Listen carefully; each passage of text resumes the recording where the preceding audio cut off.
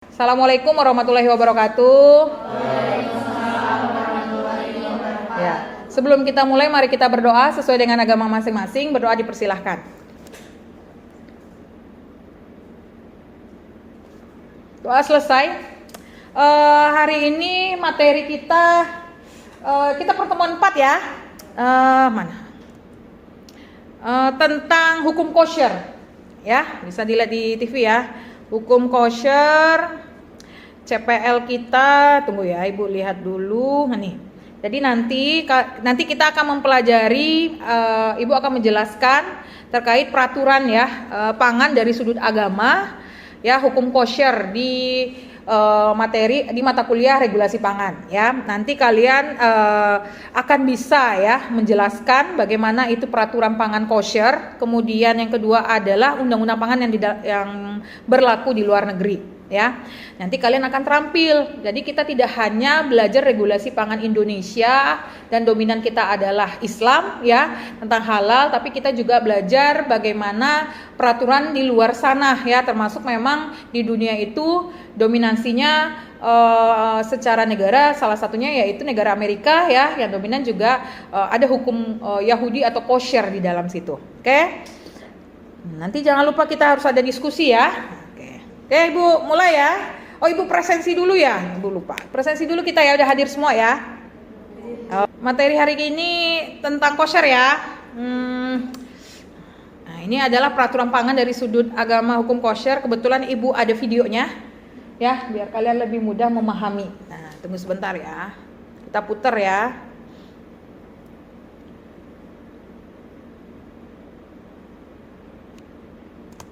Before getting into what is kosher, the bigger question is for the... Gimana? Siapa yang bisa mengambil petikan dari video tadi? Silakan dia.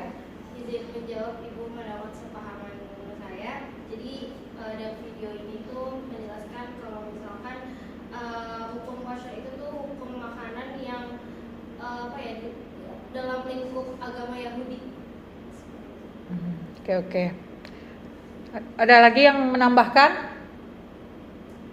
Siapa? Silakan Widya.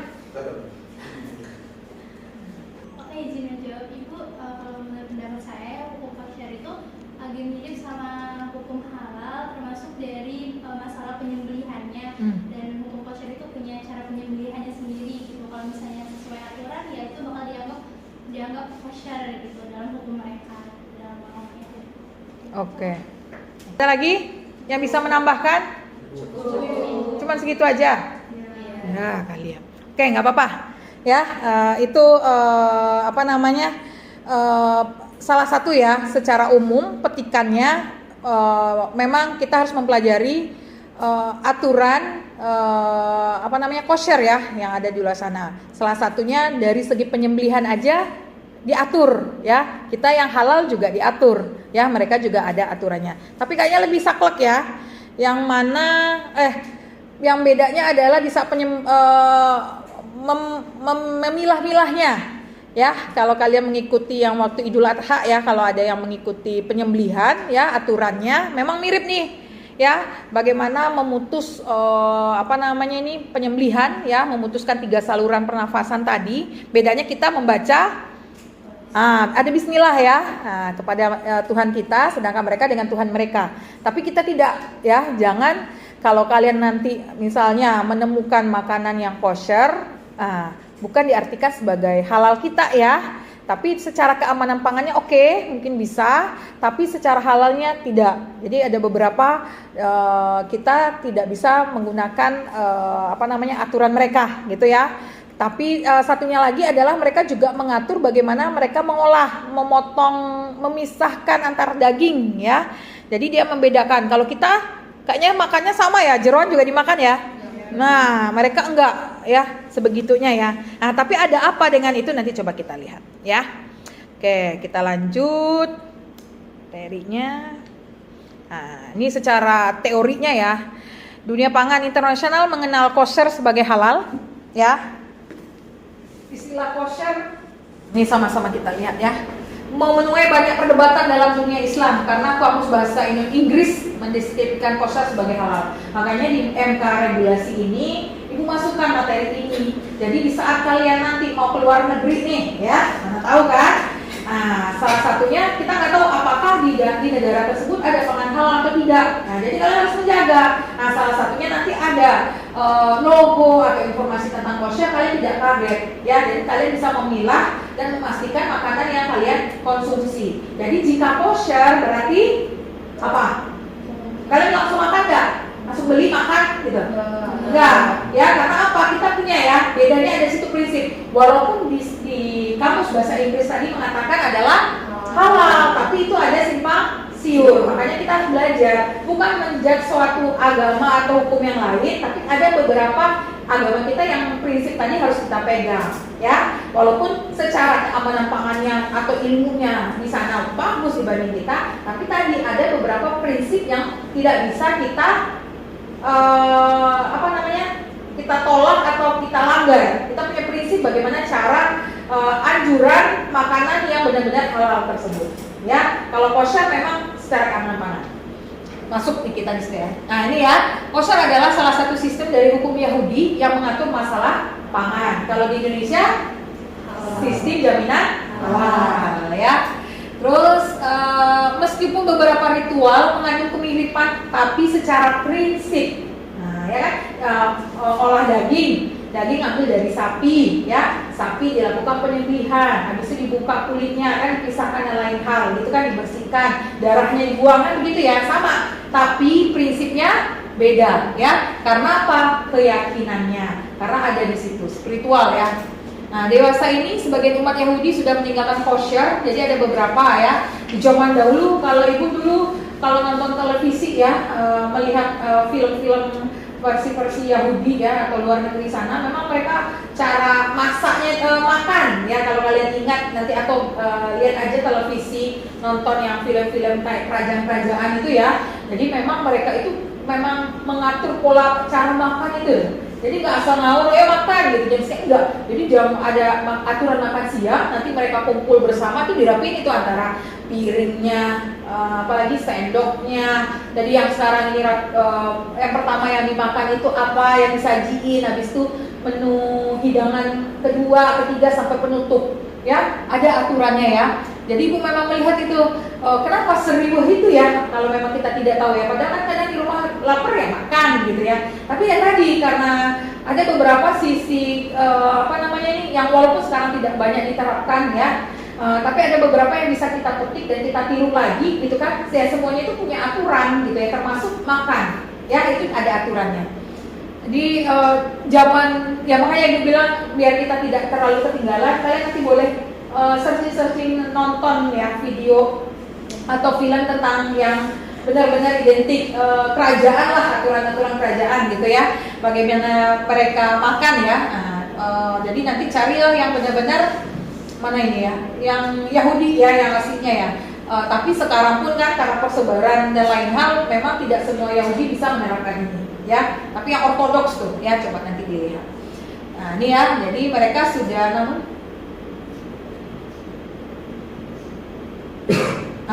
jadi mereka kalau berada di kondisi dalam suatu kekeluargaan ya, dalam ruang lingkup kecil tadi, mereka memang tetap menggunakan kosher tadi ya secara Yahudi. Tapi kalau mereka sudah berada di luar ya, karena memang dampak globalisasi ya, kita tidak mesti stay di dalam gitu kan, dan mungkin ada istilahnya lingkungan bisnis atau politik dan lain-lain, mereka harus keluar gitu ya. Jadi yang biasanya Yahudi yang tidak terlalu kuat gitu ya, mereka meninggalkan prinsip dari kosher tersebut ya, karena tadi mungkin ada pertimbangan tidak semua orang Yahudi ada di luar sana, sehingga daripada mereka tidak makan atau apa, mungkin ada beberapa akhirnya ya sudah.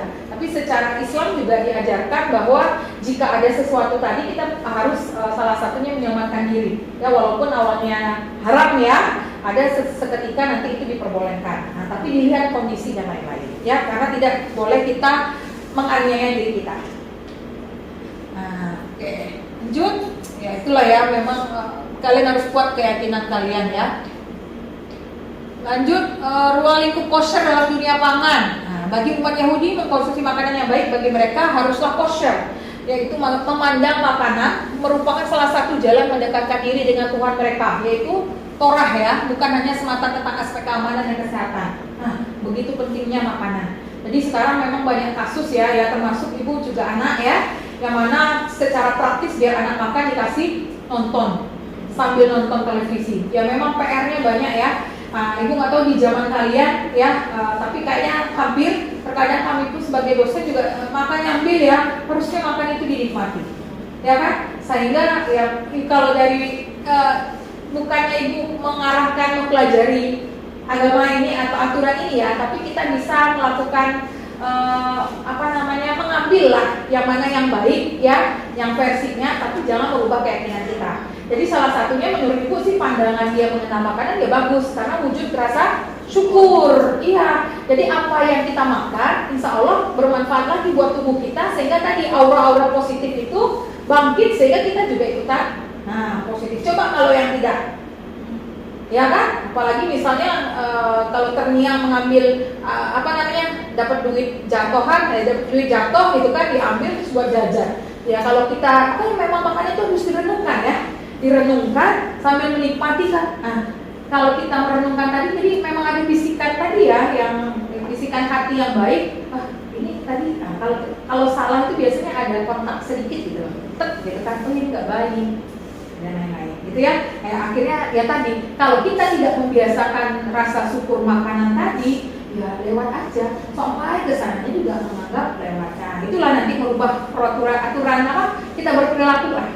Ya makanya. Kalau menurut ibu, ya mudah-mudahan kalian juga sependapat ya, makanan itu wujud rasa syukur kita. Alhamdulillah dapat rezeki dan menikmati rasa ayam goreng, ya sampai penasaran mungkin ya rasa ayam goreng Upin Ipin. Ayam goreng Upin Ipin kan ya bahagia banget itu mendapatkan pahanya ayam goreng ya. Siapa? Ipin apa Upin itu? Ibu lupa. Ipin ya, happy dia ya. Sampai memang kalau kita nonton terlalu lama, pengen nyoba loh. Gimana sih enaknya goreng ayam paha? Ada kalau orang pangan tahu ya, paha ayam memang nikmat, tapi secara kualitas lebih enak ya dada ayam, yang lebih bergizi ya dada ayam, gitu kan dibanding itu. Tapi ya itulah, ya enak gitu kan, bisa. Jadi boleh kita tiru ya. Salah satu menganggap makanan itu ya, jadi rasa syukur kita ke Allah. Mungkin disitulah jalannya, ya. Lanjut. Torah hanya menghendaki yang baik bagi umat Yahudi, berarti Allah juga begitu, Tuhan kita juga begitu, makanan tadi ya baik buat kita. Jadi menyuruhkan hukum itu. Ya kita juga belajar tentang makanan tadi, salah satunya ya tadi ya halal. Sehingga pemerintah bertugas untuk melakukan atau membuat sisi jaminan halal itu berjalan dengan baik.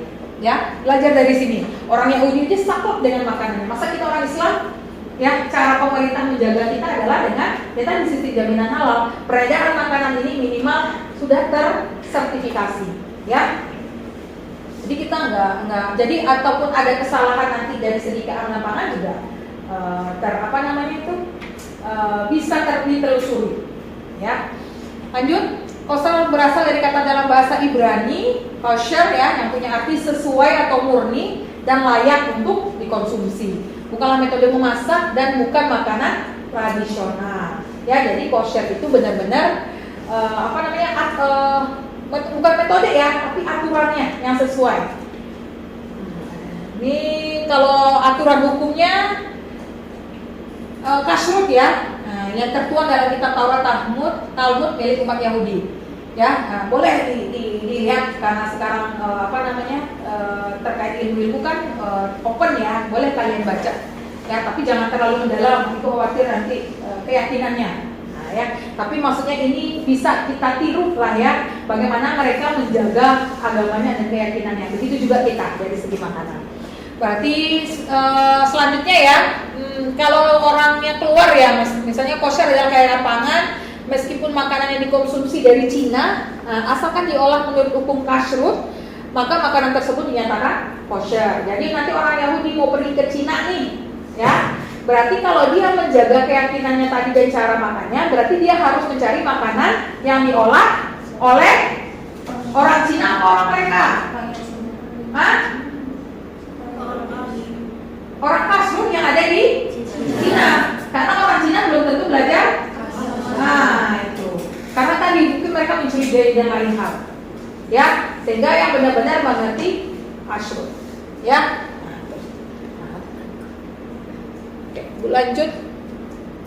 Apabila makanan tersebut tidak diolah sesuai hukum kasrun, ya, meskipun berasal dari Yahudi, maka makanan tersebut tidak kosher. Ada kan istilahnya agama perilakunya macam ya, walaupun dia orang Yahudi, tapi dia tidak belajar tentang hukum kasrun, ya, otomatis makanan tadi juga tidak terjamin.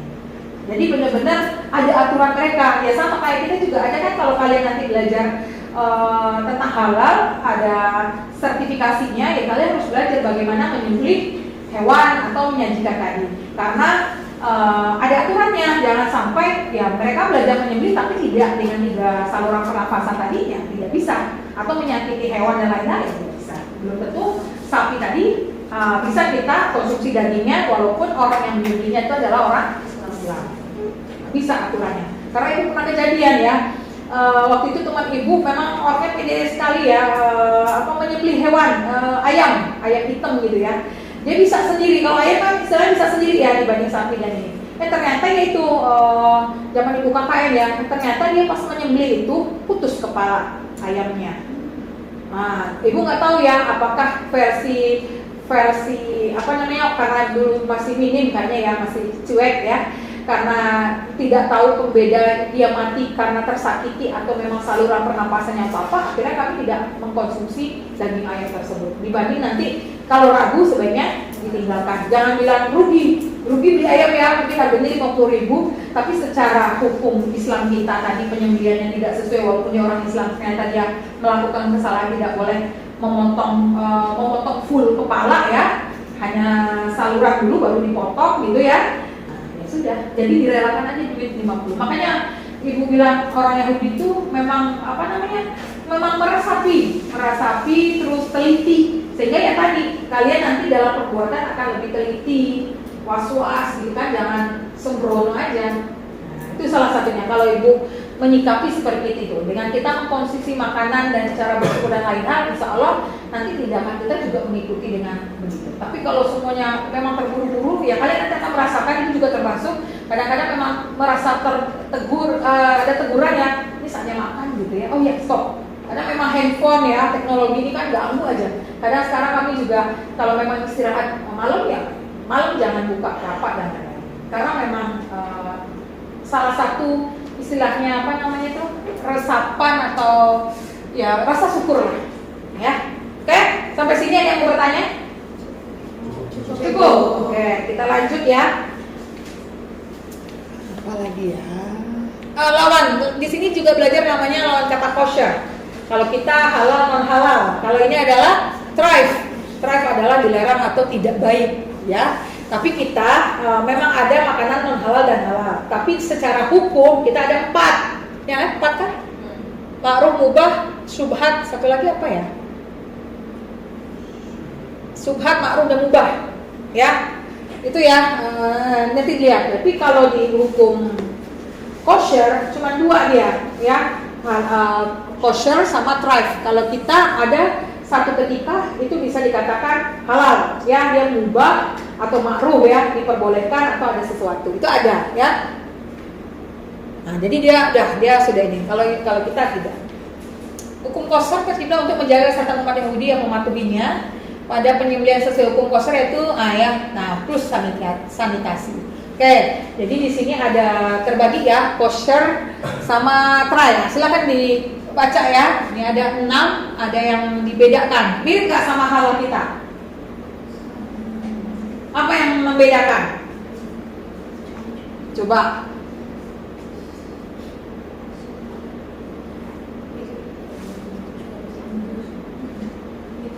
Yang mana? Ini dimakan terpisah dengan susu. Daging yang bila dimakan bersama dengan produk susu. Jadi kalau kita contohnya kadang sekarang tuh ada mungkin kayak kan misalnya kalau buat misalnya makanan yang pakai santan kadang kan diganti gitu kan, kayak soto Betawi itu kan kadang ada yang menggunakan susu kan dari santannya. Dan mungkin kalau misalnya dijadiin ke dalam si hukum korsnya ini kayaknya dia bisa dibilang dilarang gitu.